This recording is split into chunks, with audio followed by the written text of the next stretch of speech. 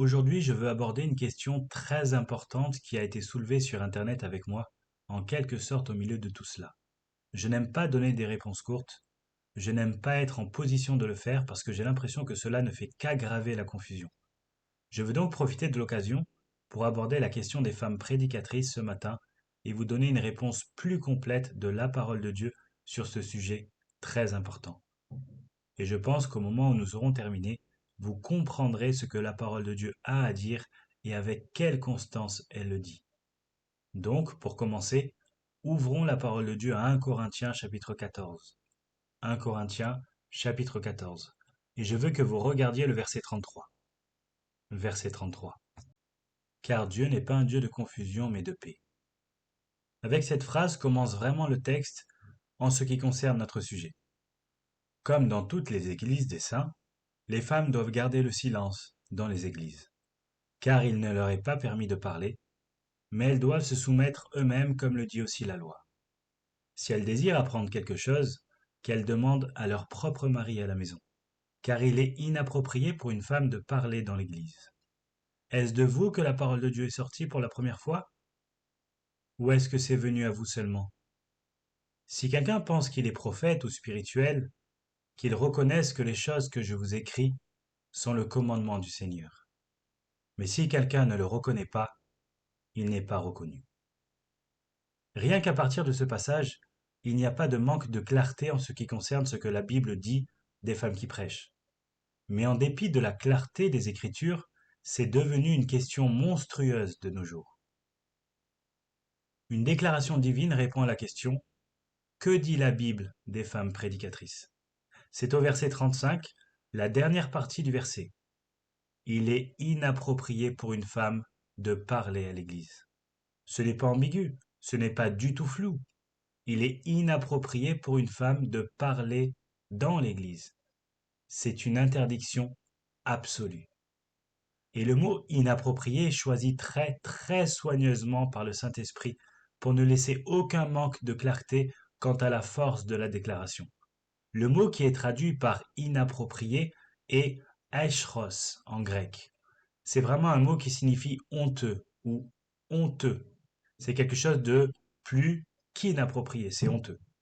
En fait, c'est ainsi qu'il est traduit dans 1 Corinthiens chapitre 11 verset 6 par le mot honteux.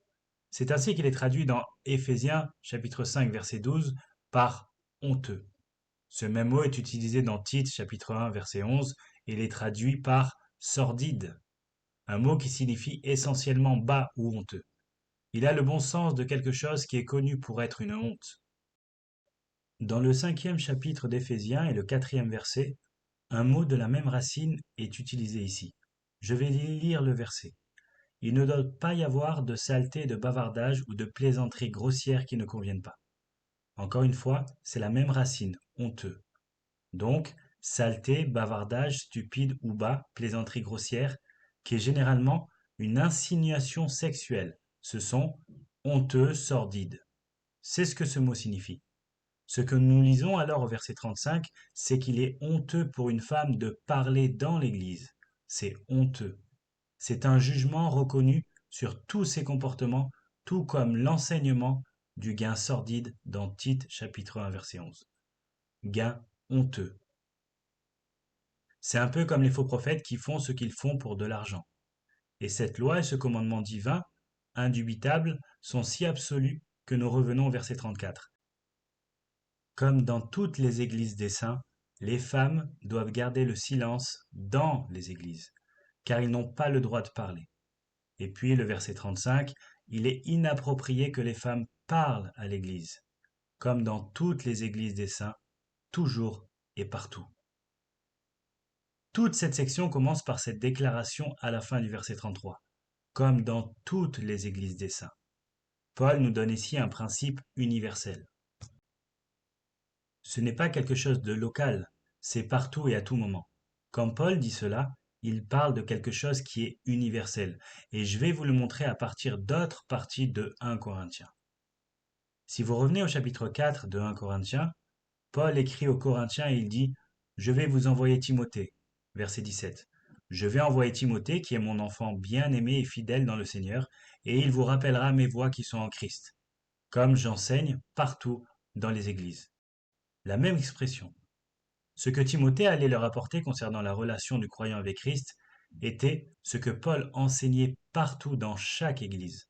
C'est la doctrine divine. C'est la vraie doctrine de l'évangile. Et il l'a enseignée dans chaque église. Et elle ne variait pas d'une église à l'autre. C'est Paul qui dit, il va vous enseigner mes voies en Christ, ce que j'enseigne dans chaque église, ce que signifie vivre en Christ. C'est pour tous les croyants dans toutes les églises. Dans le chapitre 7 de 1 Corinthiens, il y a eu une discussion parmi les Corinthiens sur le moment où vous devenez croyant. Que se passe-t-il si vous êtes marié à un non-croyant? Divorcez-vous ou restez-vous avec un non-croyant? Ou que se passe-t-il si vous êtes circoncis ou incirconcis? Faites-vous quelque chose à ce sujet? Est-il nécessaire d'être circoncis alors? Abandonnez-vous votre conjoint croyant? Que faites-vous de votre situation sociale? Et il dit au verset 17, seulement comme le Seigneur l'a assigné à chacun, comme Dieu a appelé chacun, laissez-le marcher de cette manière. Si vous êtes marié, restez marié. Si vous êtes célibataire, restez célibataire. Ne vous inquiétez pas de la circoncision.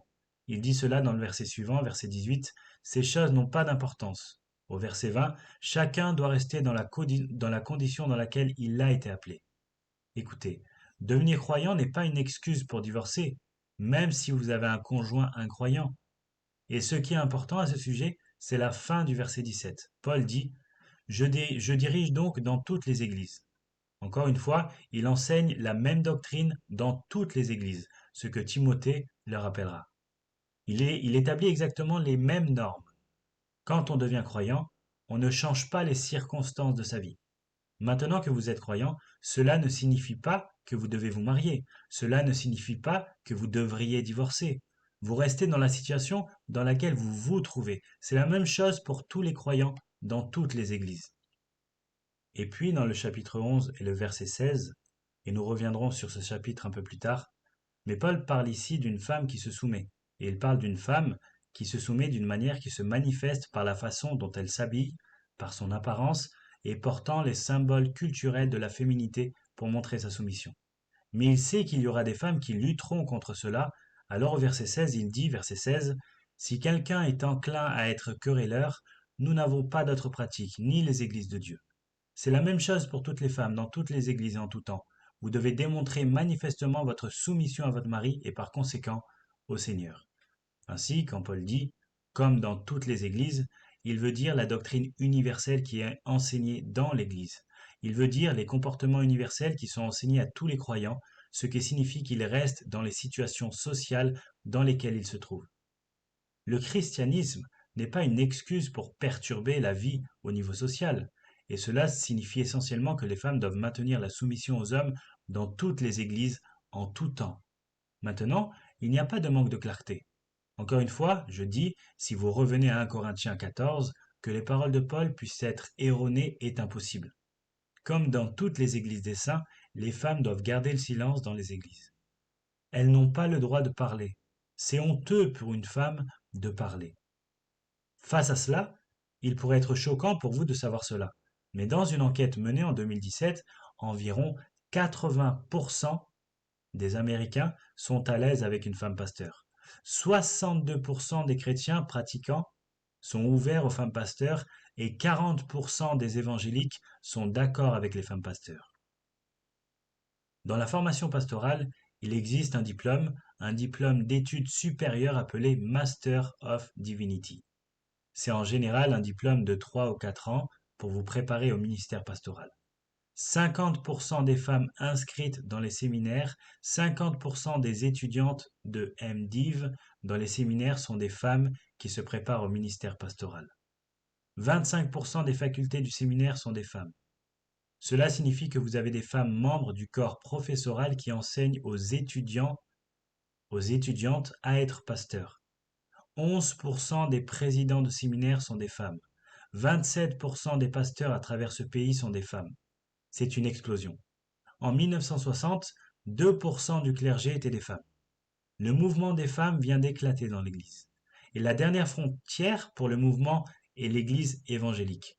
La dernière frontière à être victime de la rébellion du féminisme avec le marxisme culturel. Peut-être que les femmes pasteurs et les femmes prédicatrices sont la preuve la plus évidente de la rébellion des églises contre la Bible.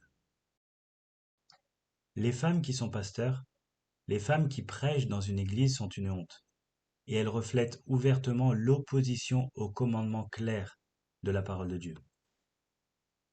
C'est de la désobéissance flagrante. Cela était acceptable dans notre culture et maintenant acceptable même dans le monde évangélique. J'ai lu cette semaine un article écrit par une femme. Et cette femme qui écrit cet article a dit que l'article est conçu pour répondre à cette question. Comment le sexisme joue-t-il un rôle alors que votre congrégation travaille à embrasser le leadership pastoral des femmes? Donc, si vous n'êtes pas prêt à embrasser le leadership pastoral des femmes, vous n'êtes pas biblique, vous êtes sexiste. Pourquoi s'agit-il d'une rébellion si vaste et d'une telle portée contre la parole de Dieu? Pourquoi? Eh bien, la réponse vient dans Genèse chapitre 3. Alors, retournez avec moi à Genèse chapitre 3 et nous verrons comment tout cela commence. Nous connaissons tous l'histoire. Adam et Ève, créés dans le jardin, innocents, Ève sort de la protection d'Adam, a une rencontre avec Satan, elle est séduite, trompée, elle pêche, Adam la suit, pêche, toute la race humaine a été catapultée dans la corruption. Donc le Seigneur maudit les participants à cela. Le serpent est maudit au chapitre 3, versets 13 et 14, et même au chapitre 15. L'homme est maudit dans les versets 17, 18, 19, mais la femme est maudite au verset 16, et c'est très important.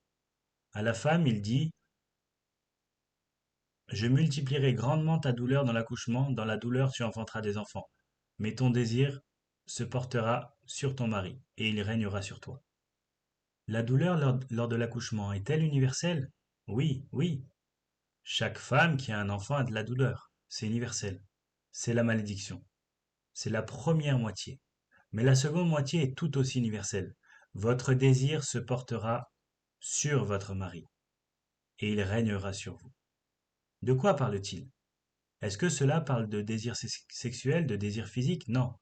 Parce que le désir physique était là avant la chute. Parce que quand Dieu a créé Adam et Ève, il a dit: Soyez féconds. Et quoi? Et multipliez, remplissez la terre. Ayez des bébés. Ce qui conduit au bébé, c'est le désir. Il n'y a rien de mal à ce qu'une femme désire son mari de cette façon. Là n'est pas la question. Le fait est qu'il y a une malédiction sur la femme, et la malédiction est qu'elle a un désir envers son mari et qu'il doit régner sur elle. Si vous avez un désir sexuel pour votre mari, cela ne conduit pas à ce qu'il règne sur vous. Cela conduit à une union dans un acte d'amour qui produit un enfant. Quel est ce désir d'une femme qui oblige le mari à devoir la dominer? C'est une malédiction. Cette attirance sexuelle et cet amour conjugal ne sont pas une malédiction. Mais quoi qu'il en soit, c'est une mauvaise chose et cela conduit à des conflits. Eh bien, la réponse vient dans le chapitre 4. Cette phrase particulière n'est utilisée que 2 fois dans le Pentateuque de l'Ancien Testament, et en voici une seconde. Le Seigneur dit à Caïn au chapitre 4, Pourquoi es-tu en colère? Caïn, vous vous en souvenez, a offert un sacrifice inacceptable à Dieu. Pourquoi es-tu si en colère? Pourquoi ton visage est abattu? Si tu réussis, si tu fais ce qu'il faut, ton visage ne sera-t-il pas relevé? Si tu avais obéi et offert le bon type de sacrifice, pas le fruit de ton travail, mais un sacrifice animal, tu n'aurais pas ce problème. Et si tu ne fais pas bien, voici pourquoi le péché est accroupi à la porte et son désir se tourne vers toi. Mais toi, domine sur lui. C'est exactement la même expression que dans le chapitre 3. Ici, c'est le péché qui désire t'avoir et tu dois le maîtriser.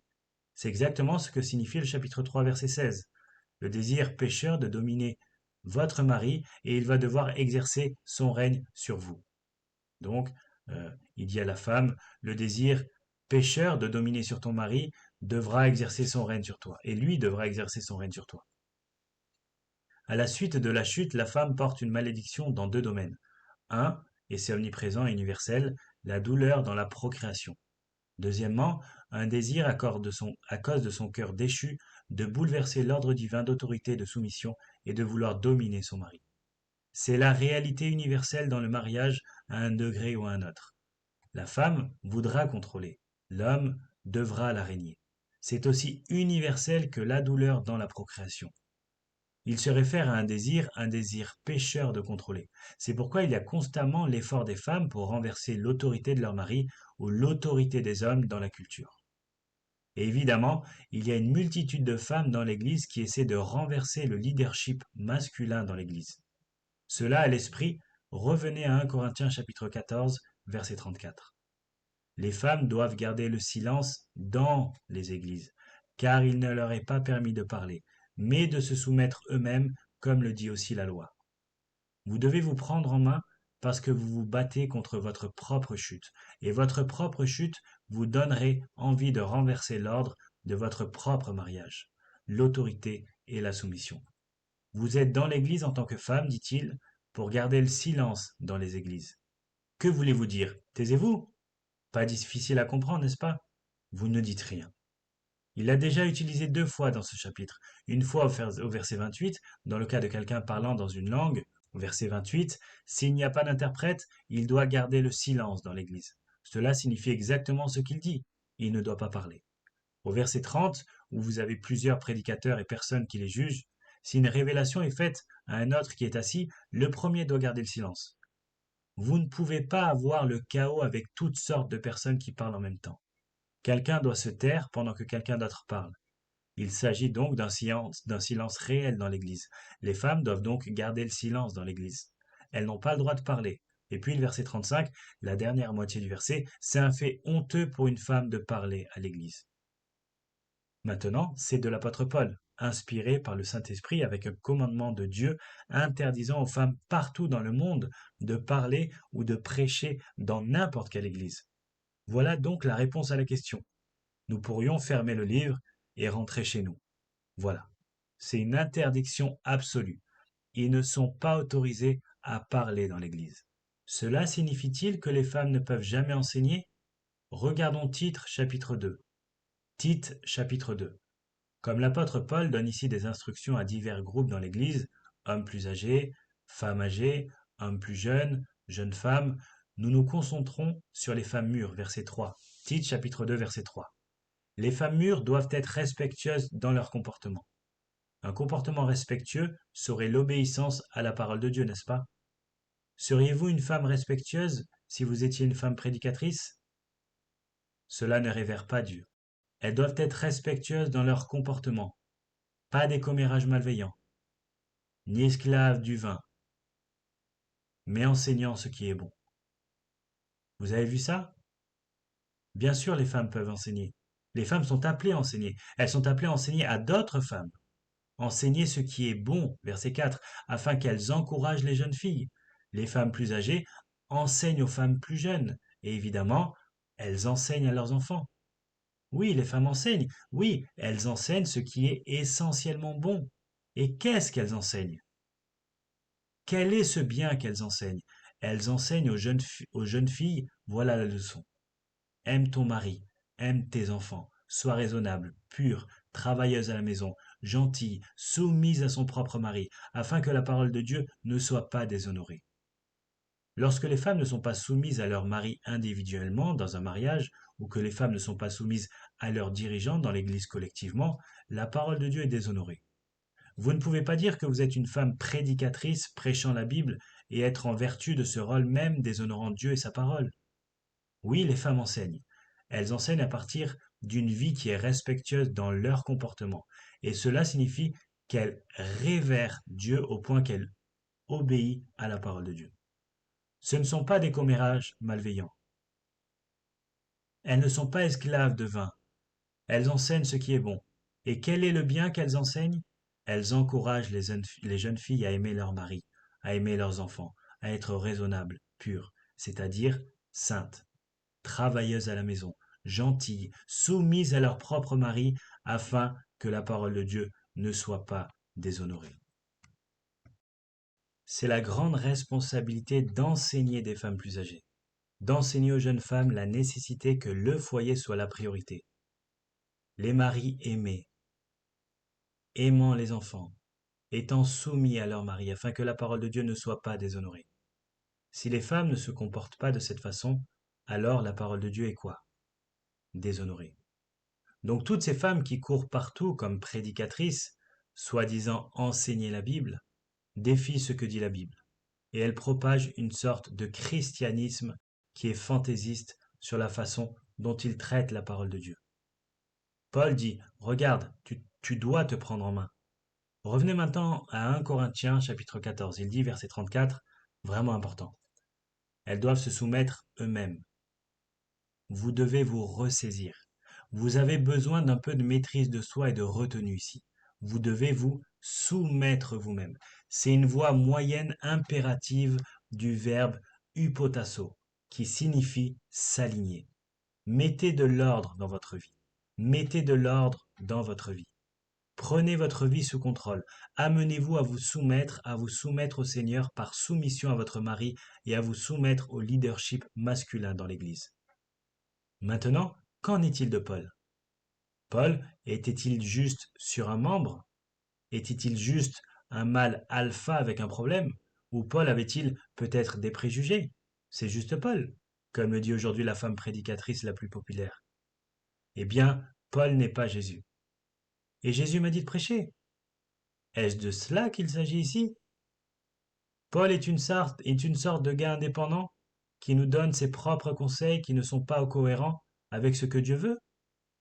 Non, parce qu'il dit, écoutez, vous allez devoir vous soumettre. Pourquoi allez-vous devoir vous soumettre? Parce que la tendance dans votre cœur déchu est de vouloir dominer les hommes. Votre mari est les dirigeants d'une église. Et si vous rendez cela noble, si vous redéfinissez cela, comme vous l'entendez aujourd'hui, nous devons donner aux femmes le respect dû qu'elles n'ont pas eu au cours des dernières décennies et leur donner leur place dans l'Église. En disant cela, vous aidez et encouragez le péché et la violation de la norme de Dieu. La norme pour toutes les églises est que les femmes doivent se maîtriser, se rendre compte qu'elles ne doivent pas parler dans une église. C'est honteux et honteux de le faire. Et ce n'est pas Paul de façon fantaisiste, parce qu'à la fin du verset 34, il dit « Tout comme la loi le dit aussi ». La loi avec un L majuscule se réfère à l'écriture. Nous le savons parce qu'au verset 21, nous lisons « Dans la loi il est écrit », puis Ésaïe 28:11 est cité. La loi est simplement un terme pour définir l'Ancien Testament. Ce n'est pas nouveau. L'autorité et l'ordre de soumission que Dieu a merveilleusement conçu pour le bonheur et la bénédiction de chacun d'entre nous remontent à la création. Que dit l'Ancien Testament à ce sujet? Que dit la loi à ce sujet? Eh bien tout d'abord, il est dit que Dieu a créé l'homme et que l'homme était seul. Et ainsi Dieu est entré en lui, a sorti une côte et a créé la femme. Et il a créé la femme pour être son aide, pour être son aide. Nous le savons depuis la Genèse. Nous savons aussi que juste dans l'arc normal de parcourir l'Ancien Testament, certaines choses sont très évidentes. Il n'y a jamais eu de femme prêtre, jamais. Il n'y a jamais eu de femme reine autorisée ni dans le royaume du Nord, ni dans le royaume du Sud. Il s'agissait toujours d'hommes. La seule fois où une femme est montée à cela était Athalie, l'usurpatrice. Il n'y a jamais eu de femme prophète avec un ministère prophétique continu comme Élie et Élisée. Aucun livre de l'Ancien Testament n'a été écrit par une femme, pas plus qu'aucune partie d'un livre de l'Ancien Testament n'a été écrite par une femme. Maintenant, il y avait des femmes dans l'Ancien Testament qui, à l'occasion, parlaient pour Dieu. Myriam est appelée une prophétesse, ou quelqu'un qui parle au nom de Dieu. Mais son événement était une sorte d'événement musical, n'est-ce pas, dans Exode chapitre 15. Déborah était juge dans Juge 4, et en l'absence d'un homme, le Seigneur a utilisé Déborah pour réaliser sa volonté à une occasion. Mais quand il s'agissait d'entrer en guerre contre les ennemis, elle n'était pas sur le point de diriger les troupes, et elle a donc choisi un homme, Barak, pour diriger les troupes. Une autre femme est mentionnée comme quelqu'un qui a parlé au nom de Dieu dans 2 Rois 22, du nom de Hulda. Et puis dans le Nouveau Testament, vous avez Anne, dans le temple, quand Jésus y a été emmené pour être consacré dans le temple, et elle a dit une parole du Seigneur. Mais elle n'a pas été prophétesse toute sa vie. Aucune femme n'a jamais eu un rôle prophétique continu. Mais parfois, Dieu utilisait des femmes pour parler en son nom. Dans le Nouveau Testament, ce sont les filles de Philippe, qui à une occasion ont été utilisées par le Seigneur pour parler, non pas dans un service religieux, mais pour parler au nom de Dieu. Ce sont toutes des exceptions qui confirment la règle. Vous ne pouvez tout simplement pas trouver une femme en tant que prêtre, une femme en tant que chef spirituel, une femme en tant que prophète, nulle part dans l'Ancien Testament. Mais la rébellion était lancée. Les femmes allaient avoir leur moment au soleil, et elles l'ont fait tragiquement. Passez au chapitre 3 d'Ésaïe, au chapitre 3 d'Ésaïe. Le jugement arrive, un jour de jugement arrive. C'est le message d'Ésaïe. C'est une partie très puissante de l'Écriture. Nous allons commencer au verset 16. Dieu dénonce les femmes. De plus, le Seigneur a dit, parce que les filles de Sion sont orgueilleuses et marchent la tête haute, le cou tendu, littéralement, et les yeux séduisants. Vous avez donc des femmes qui sortent des limites ordonnées par Dieu, du contrôle de leur propre mari, et se mettent en valeur pour les autres, avec la séduction à l'esprit. Elles font des pas hachés, une certaine sorte de marche qui se veut séduisante, et font teinter les bracelets sur leurs pieds. C'est pourquoi le Seigneur affligera le cuir chevelu des filles de Sion avec des croûtes, et le Seigneur mettra leur front à nu. Je pense que la pire chose pour une femme est d'être chauve. C'est pourquoi ces chères femmes qui souffrent du cancer, de la chimiothérapie et de la radiothérapie, et de toutes celles qui portent des perruques, parce que tout le monde reconnaît que c'est la gloire d'une femme. Dieu va les rendre chauves dans le jugement. Ce jour-là, le Seigneur enlèvera la beauté de leurs bracelets de cheville, bandeaux, ornements en croissant, boucles d'oreilles pendantes, bracelets, voiles, coiffes, chaînes de cheville, écharpes, boîtes à parfum, amulettes, bagues de doigts, anneaux de nez, robes de fête, tuniques extérieures, manteaux, porte-monnaie, miroirs à main. Ésaïe chapitre 3. Cela ressemble à une liste pour la prochaine virée shopping. Sous-vêtements, turbans, voiles. Ce que vous avez ici, c'est que ces femmes sont devenues folles en essayant d'attirer l'attention sur elles-mêmes au lieu de s'humilier avec modestie et discrétion sous la direction de leur mari et de lui faire honneur. Elles s'exhibent effrontement de manière séduisante avec toute cette ornementation, bracelets de cheville, bandeaux, ornements en croissant, boucles d'oreilles pendantes. Il est si intéressant de voir comment le Seigneur est si précis à ce sujet, pas que l'une de ces choses soit mauvaise en soi, mais c'est tellement scandaleux, bracelets, voiles, coiffes, chaînes de cheville, écharpes, boîtes à parfum, amulettes, bagues de doigts, anneaux de nez, robes de fête, tuniques extérieures, cape, porte-monnaie, miroir à main, sous-vêtements, turbans, voiles. Malheureusement, au verset 24, il arrivera qu'au lieu d'un doux parfum, il y aura putréfaction. Au lieu d'une ceinture, une corde, au lieu de cheveux bien fixés, un cuir chevelu arraché, au lieu de beaux vêtements, un sac à dos, et l'image de marque au lieu de la beauté. Et puis voici les retombées. Vos hommes tomberont par l'épée. Devine quoi? Lorsque les femmes prennent le contrôle d'une culture, les hommes deviennent faibles. Quand les hommes deviennent faibles, ils peuvent être conquis. Ils peuvent être conquis. Vous observez cela se produire dans ce pays. Alors que de plus en plus de femmes accèdent au pouvoir, de plus en plus d'hommes deviennent de plus en plus faibles, et le niveau de vulnérabilité ne cesse de s'aggraver. Vos hommes tomberont par l'épée parce qu'ils deviennent faibles. Vous avez littéralement vécu la malédiction de Genèse chapitre 3. Vous avez voulu les dominer et vous l'avez fait. Et vos puissants vont tomber au combat, et ces portes se lamenteront et pleureront, c'est-à-dire la ville. Et déserte, elle s'assiera par terre. Devinez quoi? Quand tous les hommes ont été massacrés, vous pouvez vous asseoir là avec tous vos bijoux et vos ordures. Vous avez été conquis parce que vous avez maîtrisé vos protecteurs. Ne vous méprenez pas. C'est ce que nous vivons aujourd'hui. La malédiction a été légitimée même dans l'Église évangélique maintenant. La dernière frontière a tombé. L'autonomisation des femmes rend les hommes faibles. Les hommes faibles rendent tout le monde vulnérable, en danger. Retournez au chapitre 3, verset 12. Ô mon peuple, leurs oppresseurs sont des enfants, et les femmes règnent sur eux. Maintenant, ce n'est pas destiné à être anti-femme, pas plus que c'est anti-enfant. Laissez-moi vous dire quelque chose. Si les enfants sont responsables, nous avons des problèmes. Si les femmes sont aux commandes, nous avons des problèmes. Et si vous regardez attentivement notre nation, vous devriez convenir que ce sont des femmes puériles, jeunes, inexpérimentées et ignorantes qui accèdent au pouvoir. Lorsque vous renversez l'ordre divin, les résultats sont toujours désastreux. Et encore une fois, ce n'est pas plus anti-femme que ce n'est anti-enfant. Mais c'est un jugement divin sur une nation que ces jeunes et ces femmes sont au pouvoir. Les jeunes, me semble-t-il, et les femmes s'emparent des églises. Il y a donc beaucoup de révélations de l'Ancien Testament pour maintenir la norme du Nouveau Testament pour que les femmes gardent le silence dans les églises. D'ailleurs, dans le Nouveau Testament, il n'y avait pas de femmes apôtres, il n'y avait pas de femmes prophètes, Il n'y avait pas de femme pasteur d'ancien. Aucun livre du Nouveau Testament n'est écrit par une femme. Aucun sermon n'est jamais enregistré d'une femme. Et chaque fois que Dieu nomme des gens, que ce soit les apôtres ou Acte 13, ce sont tous des hommes. C'est l'ordre divin. Tout d'abord, Timothée 2, regardons cela. Et cela correspondra bien à ce que je viens de vous lire dans Ésaïe 3. 1 Timothée chapitre 2. Maintenant, Paul écrit à Timothée pour l'aider à mettre de l'ordre dans l'Église. Si vous regardez le chapitre 3 pendant un instant, versets 14 et 15, chapitre 3 donc versets 14 et 15, Je t'écris ces choses avec l'espérance d'aller bientôt vers toi, mais si je tarde, tu sauras comment il faut se conduire dans la maison de Dieu, qui est l'Église du Dieu vivant, la colonne et l'appui de la vérité.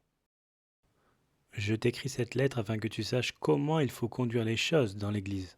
pour vivre en cohérence avec la vérité, la vérité révélée, la vérité divine, la parole de Dieu. Et tout au long de cette lettre, des deux côtés de ce verset, avant et après lui, Paul donne des instructions pour la vie de l'Église. En particulier, revenons au chapitre 2 et examinons les instructions pour les femmes. Verset 9.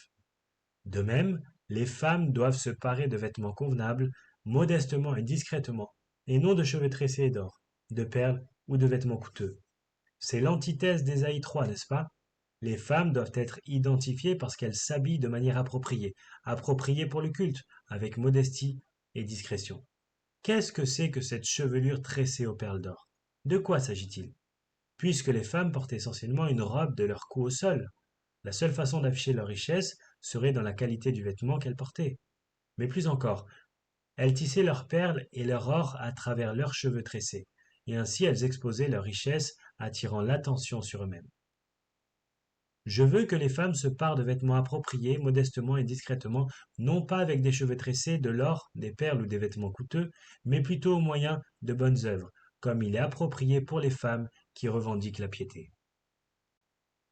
Vous dites que vous êtes une femme pieuse, alors vous devriez manifester de bonnes œuvres. Et quelles sont ces bonnes œuvres? Immédiatement verset 11. Une femme doit recevoir tranquillement des instructions avec une soumission totale. Mais je ne permets pas à une femme d'enseigner ou d'exercer son autorité sur un homme, mais de rester dans le silence. C'est ainsi que vous vous conduisez dans l'Église. Les femmes sont appelées à la pudeur, elles sont appelées à la discrétion, elles sont appelées à de bonnes œuvres, elles sont appelées à la piété. Et qu'est-ce que cela signifie? Cela signifie qu'elles reçoivent des instructions tranquillement avec une soumission totale. Langage très fort, soumission totale. Vous voulez savoir à quel point c'est entier? Allez à 1 Pierre chapitre 3. Comme Pierre donne des instructions pour une vie pieuse. 1 Pierre chapitre 3, Pierre va parler à nouveau aux femmes et il dit: De la même manière, vous les femmes, chapitre 3, verset 1, soyez soumises à vos propres maris. Vous voyez l'image ici? Il ne cesse de répéter ceci: soyez soumises, soyez soumises. Pourquoi? En raison de la réalité de la chute qui s'est construite dans la malédiction et le désir inné et déchu d'une femme de dominer son mari et de prendre le contrôle. Et collectivement, cela signifie faire la même chose dans la société et même faire la même chose dans l'Église. Il y a donc ces déclarations répétées sur soyez soumis à votre propre mari, de sorte que même si l'un d'entre eux désobéisse à la parole, c'est-à-dire peut-être qu'ils sont non-croyants, ils peuvent être gagnés sans un mot par le comportement de leur femme, alors qu'ils observent votre comportement chaste et respectueux. Encore une fois, votre parure ne doit pas être simplement extérieure, tresser les cheveux, porter des bijoux en or, mettre des robes de fantaisie, mais qu'elle soit la personne cachée du cœur, avec la qualité impérissable d'un esprit doux et tranquille qui est précieuse aux yeux de Dieu. Cet esprit doux est tout à fait et précieux aux yeux de Dieu. Et puis il donne une illustration de l'Ancien Testament. Voici donc plus de la loi de l'Ancien Testament. Car c'est ainsi qu'autrefois les saintes femmes aussi qui espéraient en Dieu se paraient étant soumises à leur propre mari, tout comme Sarah obéit à Abraham l'appelant Seigneur. J'entends certains d'entre vous dire: je n'en suis pas là. Peut-être que je l'appellerai chérie, mais par contre Seigneur. Eh bien Sarah a obéi à Abraham l'appelant Seigneur. Et vous êtes devenus ses enfants si vous faites ce qui est juste sans être effrayés par aucune peur. Vous n'avez pas à craindre de vous soumettre à votre mari. C'est l'ordre divin de Dieu. Même s'il est incroyant, vous pouvez le gagner par votre comportement. Et encore une fois, l'hypothèse dans tous ces passages et que c'est quelque chose sur lequel les femmes doivent travailler, parce que leur nature déchue cherche naturellement à contrôler. Et en passant, nous savons que les femmes ont le pouvoir de contrôler. Elles peuvent rendre la vie assez misérable. Est-ce que j'entends un amen gronder? Mais vous obtenez l'image avec tout cela dans la parole de Dieu qu'il y a une bataille en cours ici. Il y a une bataille dans chaque mariage, il y a une bataille dans chaque société, il y a une bataille dans chaque église pour maintenir l'ordre divin. Revenez donc à 1 Timothée chapitre 2. Les femmes sont donc appelées à la modestie, à la discrétion, aux bonnes œuvres, à la piété. Et à quoi cela ressemble-t-il? Cela signifie qu'ils, ou plutôt qu'elles, reçoivent tranquillement des instructions avec une soumission totale. Une soumission totale. Mais je ne permets pas aux femmes d'enseigner ou d'exercer une autorité sur un homme, mais de rester silencieux. C'est tellement absolu, c'est inflexible. Pas de prédication, pas d'enseignement, pas de position dirigeante dans l'Église. Vous dites encore une fois, c'est excentrique, Paul. Est-ce juste Paul? Non. Regardez le verset 13. Cela a été conçu par Dieu. Car c'est Adam qui a été créé le premier, puis Ève. C'est l'ordre divin. C'est Adam qui a été créé en premier, puis Ève. Dieu créa Adam, il était seul. Il a pris une côte d'Adam et il a fait une femme. Et la femme devait être l'aide d'Adam. Mais non seulement c'était le dessein créateur de Dieu, mais il a été fondamentalement affirmé dans la chute, verset 14. Ce n'est pas Adam qui a été trompé, mais la femme trompée est tombée dans la transgression. C'est un avertissement très sévère, un avertissement très sévère. Une femme, hors de la protection de sa tête, est vulnérable. En raison de la sensibilité, des passions et de la compassion typiques des femmes, en raison de leur tendance à la gentillesse, à la miséricorde et aux soins, elles deviennent plus vulnérables lorsqu'elles ne sont pas protégées. C'est une réalité aujourd'hui qui ne manque pas, étant illustrée par le grand nombre de femmes qui courent partout, qui n'ont ni père ni mari pour les protéger de la tromperie. Mais le rôle des femmes dans ce partenariat autorité-soumission a été conçu par Dieu dans la création et confirmé à l'automne. Ce qui s'est passé, c'est qu'Ève est sortie de la protection d'Adam. Elle était vulnérable. Elle a été trompée. Adam n'a pas été trompé. En gros, il mangeait volontiers. Pourquoi? Elle a péché parce qu'elle a été trompée par Satan. Il a péché parce qu'il ne pouvait pas vivre sans elle. Vous comprenez cela? Elle était devenue tout pour lui. Et quand les rôles sont inversés, les femmes sont trompées. De mauvaises choses arrivent. Les hommes s'affaiblissent, des choses pires se produisent. Toute la race humaine est tombée avec Adam. Vous trafiquez cet ordre, le chaos est sans fin. Alors, où cela laisse-t-il les femmes? Si les hommes sont responsables de tout, où cela nous mène-t-il? Verset 15, 1 Timothée 2,15. Mais les femmes seront. Et le verbe grec ici est sozo, ce qui signifie sauver. C'est le même mot pour sauver comme spirituellement sauver. Les femmes seront sauvées par la naissance d'enfants. Il y a l'équilibre, non? Vous pouvez avoir les bébés. Vous pouvez allaiter les bébés. Vous pouvez les tenir dans vos bras. Vous pouvez passer tous les jours avec eux. Vous pouvez les nourrir. Vous pouvez les développer. C'est votre merveilleux privilège. En réalité, il a une profondeur d'influence à ce niveau qu'aucun homme n'aura jamais avec ses enfants. Maintenant, qu'est-ce que cela signifie? Elle sera sauvée par la mise en garde d'enfants? Je me souviens quand j'étais à Bucarest, en Roumanie, il y a quelques années, il y a eu une conférence de pasteurs. Il y avait environ 12 ou 1500 pasteurs et leurs épouses dans cette église. Et ils voulaient, après que j'ai beaucoup parlé, ils voulaient avoir une séance de questions-réponses. Alors l'un des gars posait la question. Qu'est-ce que cela signifie? Les femmes seront sauvées par la procréation. Et j'ai dit, eh bien, j'ai juste laissé échapper. Eh bien sûr, cela ne signifie pas le salut spirituel. Cela ne veut pas dire que vous allez au paradis si vous avez des bébés, vous savez. Vous n'obtenez pas la vie éternelle en ayant des bébés. Donc cela ne peut pas signifier ce genre de salut. Cela n'a rien à voir avec le salut de votre âme. Tout d'un coup, la pièce est devenue à plat.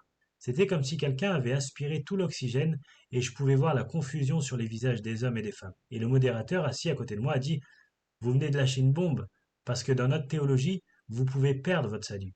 Et une façon pour une femme de perdre son salut, leur avait-on enseigné, était de faire n'importe quoi pour empêcher une grossesse.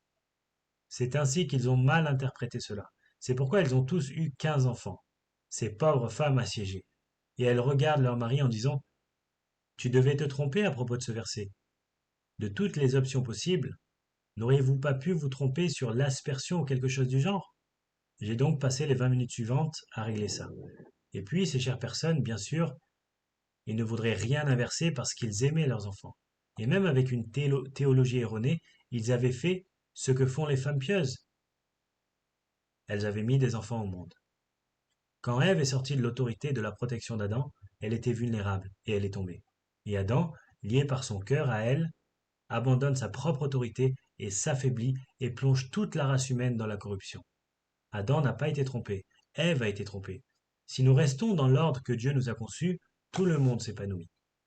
Les hommes et les femmes, soit dit en passant, à la suite de la chute, sont également pécheurs. Adam avait tellement besoin d'Ève qu'il a péché volontairement. Nous comprenons cela. Nous avons besoin de vous. Le leadership des hommes, cependant, il a été établi dans la création et réaffirmé à l'automne. Aucune fille d'Ève ne devrait suivre son chemin dans un territoire interdit de sortir de son autorité, de l'autorité que Dieu lui a donnée et d'essayer de vivre de manière indépendante. Trop de dangers abondent. En fait, toutes les relations humaines sont construites sur l'autorité et la soumission. Vous le saurez, n'est-ce pas? Vous avez un emploi. Vous comprenez, n'est-ce pas? Autorité et soumission, quelqu'un est responsable. Les femmes sont sauvées, revenons en arrière, en portant des enfants, littéralement en grec, engendrant des enfants. C'est l'appel élevé de la femme. Si, c'est important, si ces femmes continuent dans la foi et l'amour et la sainteté ou la sanctification avec retenue. C'est reparti. On dit constamment aux femmes, prenez le contrôle de vous-même, soyez soumis, soumettez-vous, ayez une certaine retenue, parce que l'impulsion de votre chute est de dominer votre mari. Parce que votre mari n'est pas parfait, et vous pouvez trouver beaucoup de raisons pour lesquelles vous aimeriez obtenir le pouvoir, non? La haute vocation d'une femme est de se sauver de la stigmatisation de la chute. Elle a conduit la race au péché en étant trompée. Comment peut-elle inverser la tendance? Comment sa vie compte-t-elle pour quelque chose de bon quand c'est une femme qui a conduit toute la race dans le péché? Une femme renverse cela en élevant des enfants pieux. C'est la vie la plus élevée et la plus influente possible. Maintenant, je comprends, Dieu ne veut pas que toutes les femmes soient mariées. Il y a un don de célibat dont Paul parle dans 1 Corinthiens 7. Et parfois, il y a des couples mariés que le Seigneur ne donne pas d'enfants.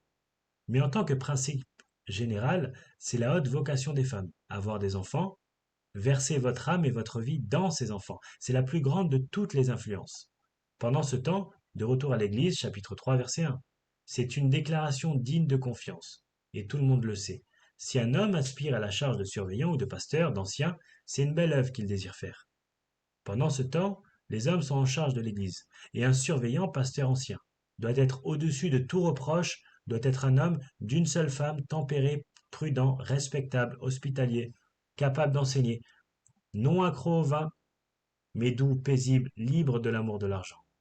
Et le voici, verset 4, il doit être celui qui gère bien sa propre maison. Tout comme il gère la maison, c'est le terrain d'essai pour qu'il puisse se voir confier des responsabilités dans l'Église, parce que le verset suivant dit, verset 5, si un homme ne sait pas comment gérer sa propre maison, comment prendra-t-il soin de l'Église de Dieu? Puisque les hommes sont appelés par Dieu à gérer la maison, ils sont, en étant qualifiés pour le faire, qualifiés pour gérer l'Église. Aucune femme n'est à la tête d'une maison, aucune femme ne peut être la tête d'une Église. Maintenant, quelqu'un va dire, eh bien, qu'en est-il d'un Corinthiens chapitre 11? Regardons donc cela. Maintenant, jusqu'à présent, il est très clair ce que les Écritures disent de la vie dans l'Église en ce qui concerne les femmes prédicatrices. Mais ici, dans 1 Corinthiens chapitre 11, dans le même livre, sans aucune confusion, Paul dit au verset 3, 1 Corinthiens chapitre 11, verset 3, je veux cependant que vous sachiez que Christ est le chef de tout homme, que l'homme est le chef de la femme et que Dieu est le chef de Christ. Dieu est le chef de Christ, Christ est le chef de l'homme et l'homme le chef de la femme. C'est l'ordre divin. C'est comme ça que ça doit être.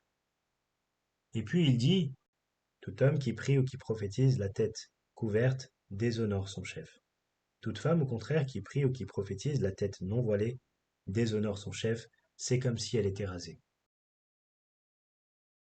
C'est une chose étrange. Qu'est-ce qui se passe? Au cours de la vie en tant que croyant, il y aura des moments où les femmes prieront. De toute évidence, elles ne le font pas dans l'Église, dans l'ordre de l'Église, au service de l'Église. C'est clair comme de l'eau de roche.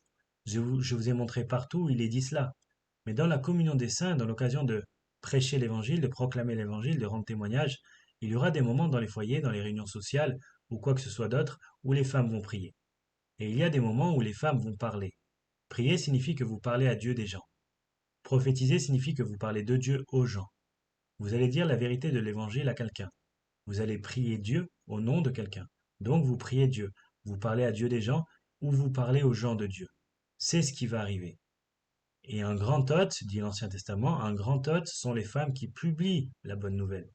Ainsi, nous tous, hommes et femmes, sommes appelés à prier. Nous devons prier pour les gens, nous devons prier avec les gens, nous devons communiquer la vérité de l'Évangile. Nous devons nous nourrir les uns les autres, nous parler les uns aux autres de manière édifiante. Paul dit, quand vous faites cela, dans la vie normale de l'Église, les hommes ne veulent pas avoir quelque chose sur la tête. Les femmes le font. Ils parlent d'un couvre-chef. Il s'agit apparemment d'une coutume locale. Je ne sais pas jusqu'où cela s'est étendu, mais je vais vous montrer à quel point c'est important. Si un homme a quelque chose sur la tête, alors que c'est traditionnellement ce que font les femmes, alors un homme agit d'une manière efféminée. Et il fait une sorte de prière spirituelle où proclame la vérité, mais il a une couverture sur la tête. Il déshonore son Seigneur et lui-même, parce que dans cette culture, les femmes portaient des couvre-chefs et les hommes non. Ainsi, si une femme découvre sa tête en priant ou en prophétisant, dans ce cas-là qu'elle se rase. Quelle femme se rase la tête? Lesbienne? Prostituée? Parfois, il rase la tête des adultères. En d'autres termes, ce que Paul dit, lorsque vous agissez en tant que croyant dans n'importe quel contexte publiquement, maintenez les symboles visibles de votre virilité et de votre féminité. Nous vivons dans une culture où ils essaient de gommer cela, n'est-ce pas? Où les coiffures androgynes et les vêtements androgynes, et qui sait ce que c'est cette personne transgenre, rejetant la réalité du genre.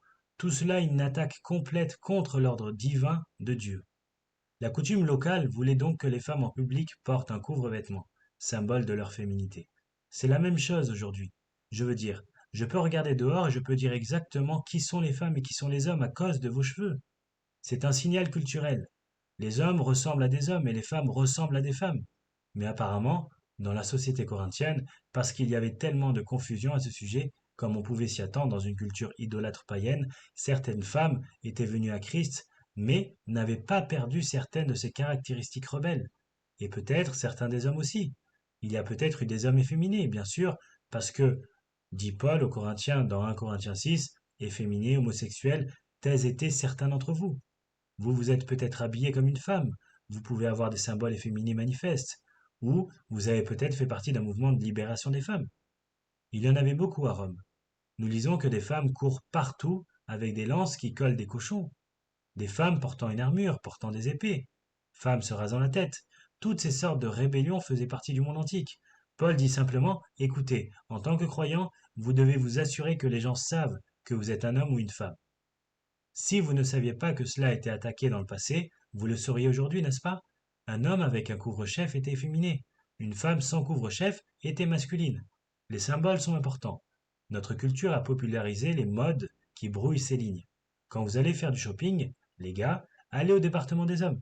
Et si vous ne pouvez pas dire si vous êtes dans le département des hommes ou non, allez ailleurs. Mesdames, allez au département des dames. Pas de place pour le travestissement. Le travestissement, la confusion des genres. Quand une femme s'habillait dans un style socialement féminin, elle déclarait sa compréhension de l'ordre de Dieu.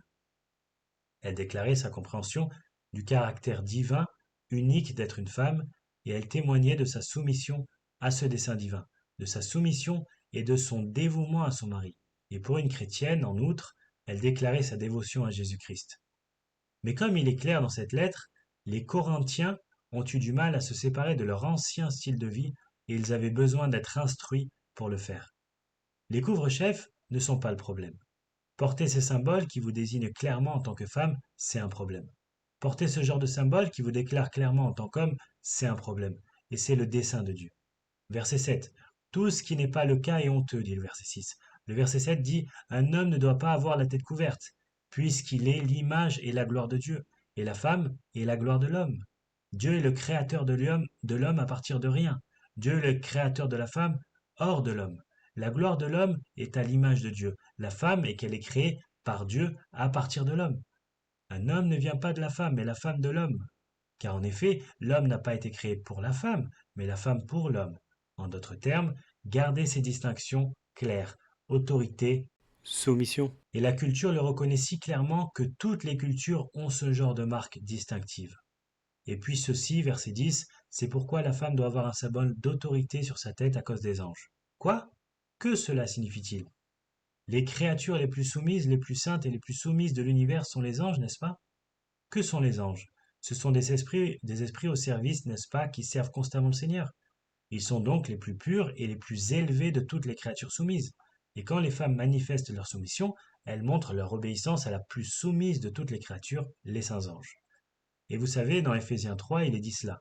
Je vais juste vous lire ce verset. Ce que le Seigneur fait dans l'Église, chapitre 3, verset 11.